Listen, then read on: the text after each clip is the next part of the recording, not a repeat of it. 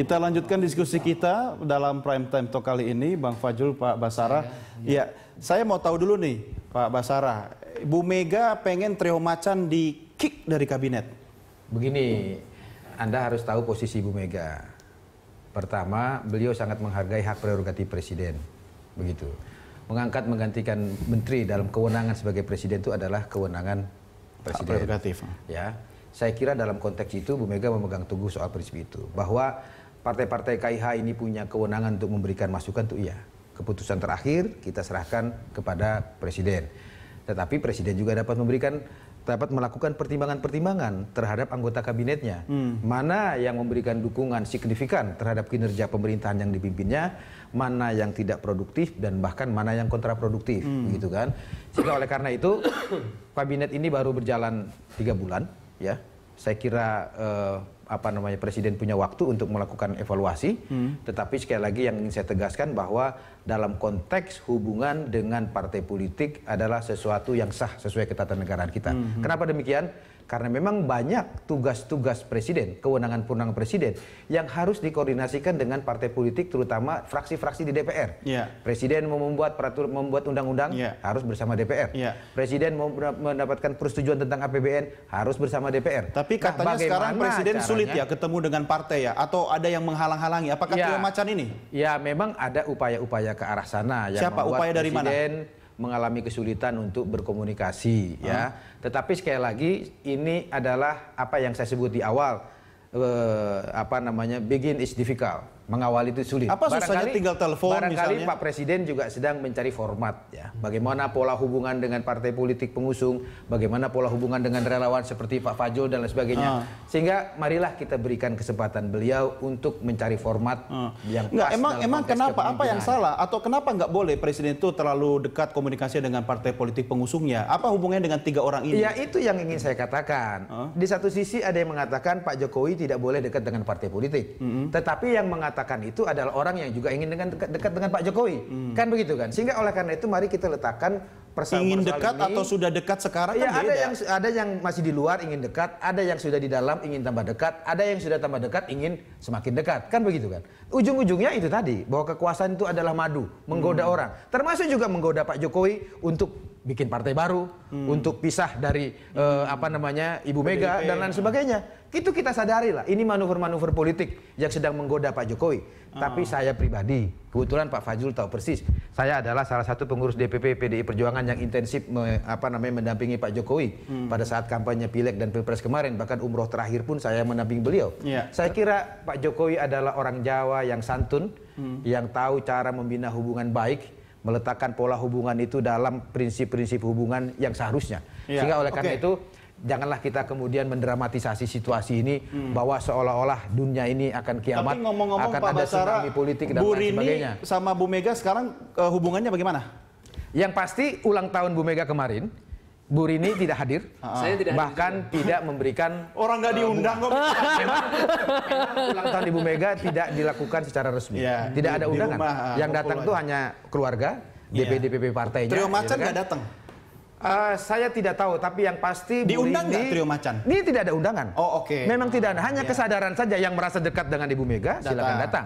Gitu kan? Ini mencerminkan komunikasi mereka. Yang saya ingin jawab pertanyaan Bung Doni adalah Bu Rini yang tadi Anda tanya itu tidak hadir. Bahkan saya pun memperhatikan karangan bunga yang ada di sekeliling pun tidak ada. Termasuk juga Pak Andi Wijayanto serius juga tidak hadir gitu kan? Karangan bunga. Oh ya, karena berarti kan penting banget. Wakil sekjen saya melayani tugas-tugas ketua umum.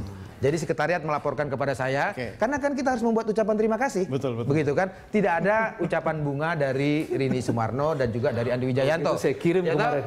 Sehingga Anda silakan menilai hubungan seperti apa yang sedang terjadi. Saya tidak berhak menilai. Begitu kan? Yang menilai presiden atau Bu Mega atau partai pengusungnya. Tadi kan Anda bertanya. Saya tapi menjawab. Kalau Pak Jokowi keluar dari PDI Perjuangan? Pak Jokowi keluar dari PDI Perjuangan. Seperti Ahok keluar dari Gerindra ya? Gitu ya. Itu menurut siapa? Enggak, ini pertanyaan.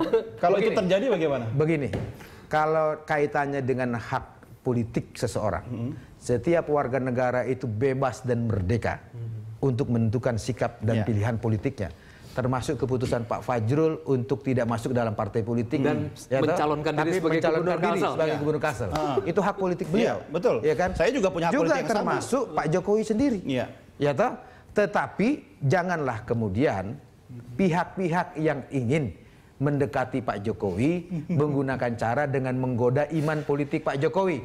Seolah-olah Pak Jokowi ini adalah orang yang labil, tidak punya prinsip, mudah diombang-ambingkan, sehingga termasuk di dalamnya digoda untuk pindah partai politik. Gitu kan.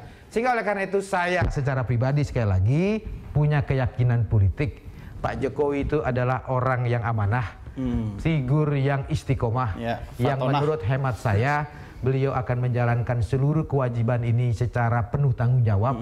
Bahwa ada dinamika yang terjadi saat ini karena memang sesuatu yang awal bagi beliau sendiri, bagi partai-partai politik, termasuk juga bagi bangsa kita. Pak Fajrul barangkali juga banyak yang terkaget-kaget karena ini memang hal baru. Marilah kita bangun tradisi baru ini. Saya juga baru tahu tadi nilai-nilai positif. Kalau trio macan atau kata Pak Luhut itu trio singa ini, ya Pak Luhut, Bang Andi sama Bu Rini itu ternyata yang melakukan manuver sendiri gitu kan. Kalau tahu begitu kan saya juga bisa deketi Pak Jokowi gitu kan. Benar. Kenapa nggak bikin partai politik saja para pendukung Jokowi ini untuk mengingatkan secara legal bahwa lembaga politik juga punya kekuatan politik misalnya. Atau Jokowi pindah ke partai politik pendukung ini? Saya ingin mengambil argumen ya bahwa saya juga dengan kawan-kawan kan mendukung Pak Jokowi karena terpesona dengan nawacita itu. Karena itu menurut saya bagus banget. Lama sekali rakyat ini menunggu negara itu hadir buat mereka dan nawacita itu menjanjikan. Dan Pak Jokowi datang untuk mau menjalankan itu atas perkenan dari partai. Saya pikir dalam politik biasa saja sebenarnya Laswellian itu kan. Politik itu adalah siapa mendapatkan apa, bagaimana dan kapan. Jadi ini semua soal regrouping, refocusing itu biasa saja. Jadi ini pasti akan selesai. Badai badai ini pasti berlalu. Saya paham, saya berlalunya yakin badai ini dengan keluarnya trio macan dari istana. Apalagi kalau berita satu menyejukkan. Pasti akan Jangan bawa TV lain ke sini dong. Begini ya. Demokrasi yang kita perjuangkan itu kan sama dengan meritokrasi, yaitu kekuasaan berdasarkan prestasi. Dan pada satu titik tertentu ketika kita ingin membangun bangsa ini, mensejahterakannya, mendemokrasikannya, yang diperlukan adalah putra-putri terbaik. Tanpa lagi melihat saya Fajrul relawan, dia dari ini atau segala macam. Termasuk trio macan ini?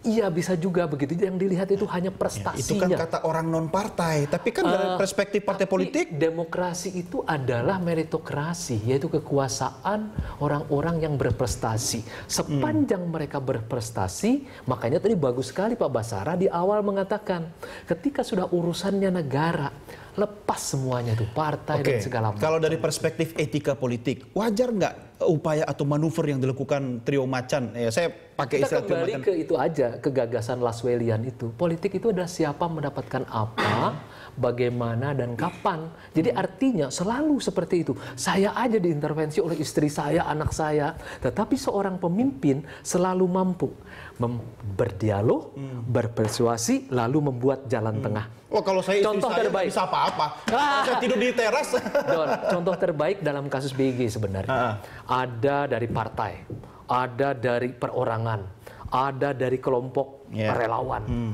Saya bahkan datang langsung misalnya gitu ya ke istana. Terus kemudian Pak Jokowi melakukan dialog, kemudian saling mempersuasi, dan akhirnya membuat keputusan yang win-win solution, yaitu menunda.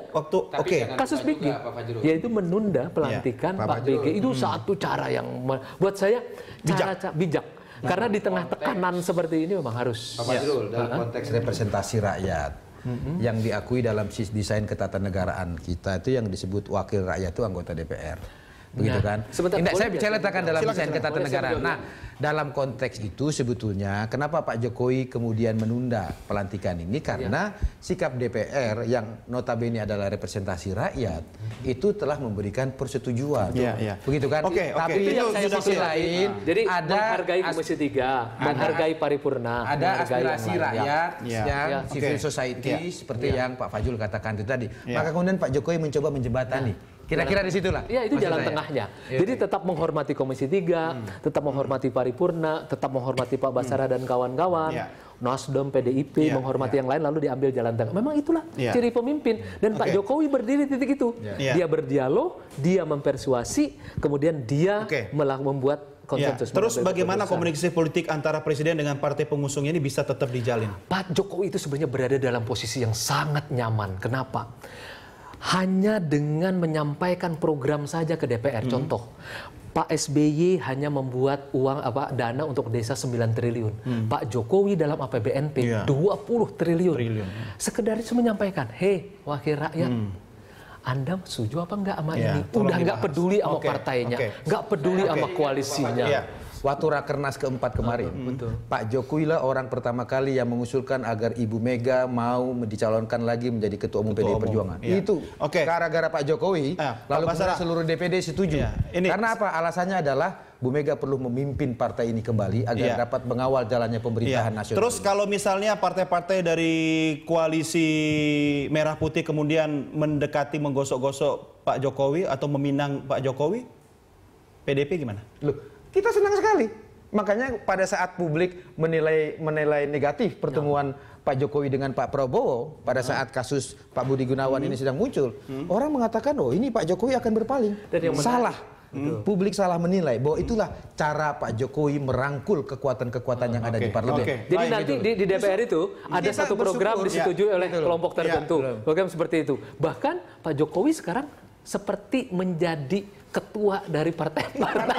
Oke, saya akhiri sampai di sini dialog kita malam ini. Pak Basara, terima kasih, sukses buat Anda. Bang Fajrul, sukses buat Kalsel satunya ya. Maju terus ya. Maju terus, terima Oke, kasih. terima kasih. Pemirsa tetap bersama kami untuk melanjutkan berita lainnya. Kami segera kembali.